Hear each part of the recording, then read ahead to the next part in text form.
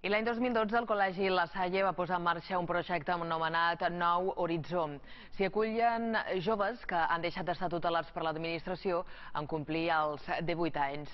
El col·legi té ara 3 joves a habitatges i 8 més acollits. Hem estat amb 3 al·lotes residents a Son Rapinya. Ocupen antigues habitacions dels germans de les escoles cristianes en unes instal·lacions independents. Lisbeth, Latifa i Joana Maria venen de situacions familiars complicades i les 3 han estat en diferents institucions d'internament.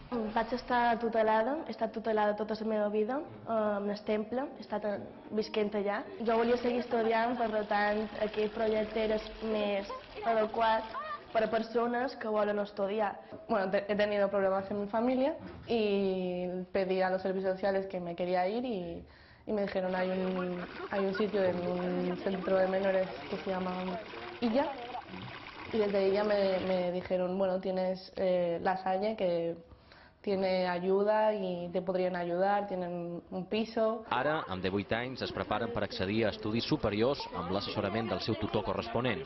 Un procés que pot allargar-se 2 o 3 anys. El que estic pensant és fer tenir de laboratori i després tindria accés a la universitat i faria, si trec una bona nota, medicina, si no, infermeria.